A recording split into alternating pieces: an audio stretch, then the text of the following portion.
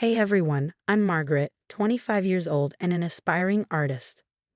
Never in my wildest dreams did I imagine I'd be sharing a story about how my own grandmother tried to burn me with boiling water. But here we are. It all started 2 years ago when my mom Sarah passed away. She was my best friend, my rock, and losing her felt like a piece of my soul had been ripped out. The only thing that gave me comfort was the beautiful collection of jewelry she left behind. Each piece carried a memory, a story. After Mom died, I stayed in the family home with my grandma, Martha. At first, it was comforting, like having a small part of Mom still with me. But things started to get strange when Frank entered the picture. "Margaret, dear, have you met Frank? He's such a gentleman," Grandma said one day, smiling brightly. I forced a smile back. "Nice to meet you, Frank." Frank, a charming 60-year-old widower, started visiting more frequently. I wanted to be happy for Grandma, but something about him just didn't sit right with me. My best friend Zoe noticed too.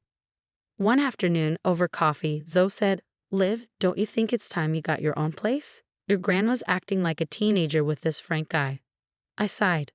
"I know, but I can't just leave her. Besides, all of Mom's stuff is still there." Zoe gave me a knowing look. "Your mom would want you to live your life, not babysit your grandma." She had a point, but I felt like I needed to stay. Work was my only escape. I've been doing graphic design at a small firm, trying to save up for art supplies. That's when I met Ethan. "Hey Margaret, check out this design I'm working on," Ethan called out one day. I leaned over, catching a whiff of his cologne. "Wow, that's amazing. I wish I could create like that." He smiled. "Are you kidding? Your work is incredible. You should really think about doing your own art full-time." I blushed, a little flutter in my chest. Ethan saw the artist in me that I was trying to bring out, but every time I thought I was moving forward, something at home pulled me back. Like when I met Frank's son, Derek, at a family dinner. "So Margaret," Derek said, glancing between me and his dad. "How long have Frank and your grandma known each other?" I shrugged. "A few months, I guess." "Why?" His expression tightened. "No reason. Just curious." His tone made me uneasy, but before I could ask more, Grandma burst into the room. "I have wonderful news, everyone," she exclaimed, beaming. "Frank and I are getting married." The room fell silent, and it felt like I'd been punched in the stomach.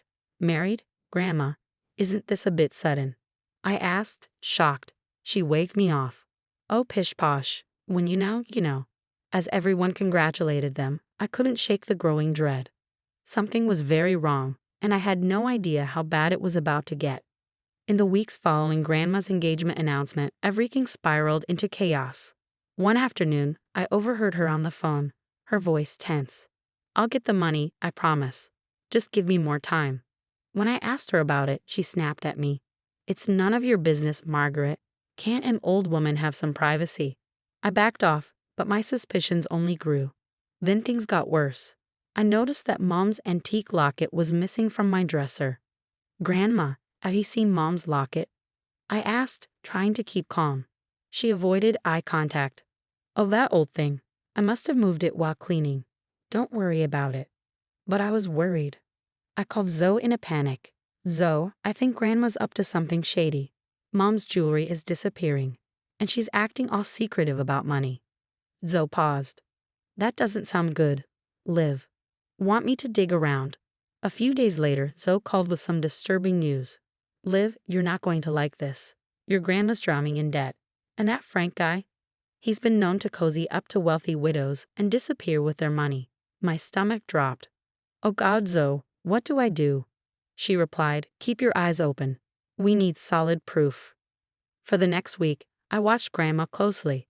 The final straw came when I saw her sneaking out early one morning with Mom's jewelry box tucked under her arm. I followed her to a shady pawn shop, and there she was, selling off piece after piece of my mother's jewelry. I couldn't hold back any longer. "Grandma, what are you doing?" I shouted as I burst into the shop.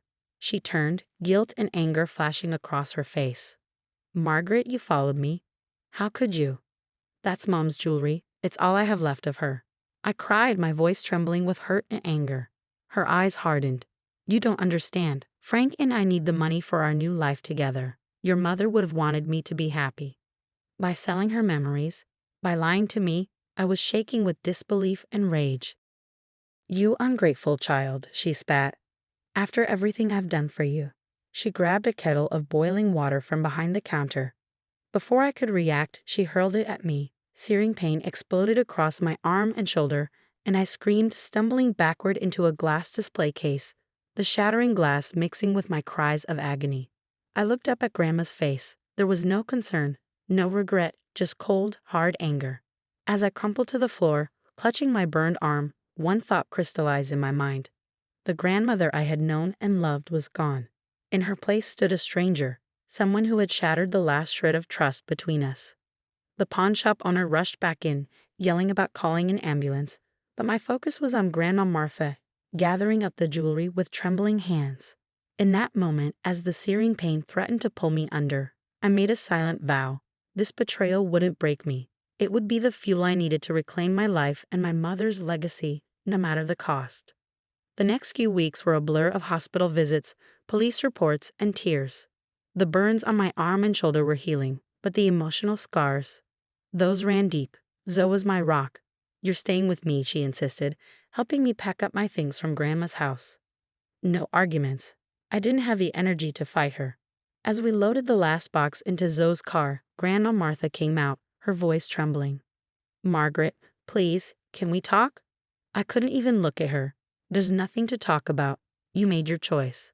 A few days later, I got a surprising call from Derek, Frank's son. "Margaret, it's Derek. I heard what happened, and I'm so sorry. There's something you need to know about my dad." We met at a coffee shop, and Derek laid it all out. Frank had a history. Charming wealthy widows, draining their bank accounts and disappearing without a trace. Grandma Martha was just his latest target. "I've tried to stop him before," Derek said, his voice heavy with guilt. "But he always weasels out of it. Maybe this time, with your help, we can finally put an end to it." I hesitated. I'm not sure I can handle any more drama. But Zoe, ever the fighter, wasn't about to let it go. "We can't let them get away with this, Liv. We need a plan." Over the next week, we devised a scheme. Derek would play along with Frank's plan, pretending to help with the wedding, while we worked with the pawnshop owner to set up a sting operation. "I feel bad for ratting out your grandma," the pawnshop owner admitted when we approached him. "But what she did to you, that ain't right." As we fine-tuned the plan, Ethan was my steady support. He'd come over after work, bringing food and offering a shoulder to lean on. But I found myself pulling away. The fear of being hurt again was overwhelming. One night, as we sat on Zoe's couch, Ethan reached for my hand. I flinched. "Liv, talk to me," he said, his voice pleading. "What's going on in that head of yours?" I couldn't meet his eyes. "I'm sorry, Ethan. I can't. Everyone I've trusted has betrayed me. My own grandmother tried to." I choked up, unable to finish the sentence. Ethan's voice was soft. "I'm not them, Margaret. I would never hurt you like that." "That's why I thought about Grandma, too," I whispered. The hurt in his eyes was clear, but he didn't push. "I understand. Just know I'm here. Okay, whatever you need." The day of the sting operation arrived. We had set up hidden cameras in the pawn shop and wired Derek for sound. The plan was for him to bring Grandma Martha and Frank to the shop under the pretense of selling family heirlooms to fund the wedding. I watched from a distance as they entered the shop. Grandma clutched her purse tightly, and Frank's arm was draped around her shoulders. But even from where I stood, I could see the predatory glint in his eyes. As the door closed behind them, I took a deep breath. Whatever happened next would change everything. I just hoped we were ready for it. The day of reckoning finally arrived, and I stood in the back of the packed courthouse, heart racing as the judge read out the verdict. Frank's smug smile vanished as the words "guilty on all counts" echoed through the room. After the trial, I left my grandmother's house for the last time, finishing the final bit of packing. As I glanced up, I saw Grandma watching from the window. Our eyes met briefly before she quickly drew the curtains. That was the last time I ever saw her. With the nightmare behind me, I threw myself into my art. The pain, the betrayal, the healing, it all poured out onto my canvases. Ethan was by my side through it all. One night, as he studied my latest piece, he said, "These are incredible, Liv. You're turning your pain into something beautiful." I leaned into him, feeling safe for the first time in months. I couldn't have done it without you. Zoe, always the unstoppable force, helped me set up my studio. This is just the beginning, she declared as we painted the walls together. You're going to be huge, Liv. I can feel it. And she was right. My first small exhibition sold out in a week. Then came a feature in a local art magazine, and before I knew it, galleries in the city were calling.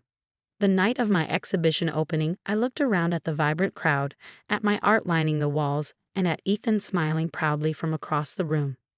Asterisk to new beginnings, asterisk, I whispered to myself, raising my glass. And to the family we choose. The pain of betrayal had forged me into something stronger, something unbreakable.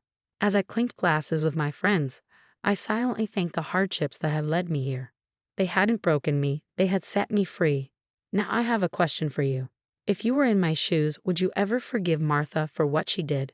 Is there a line that, once crossed, makes reconciliation impossible, even with family? Share your thoughts in the comments below.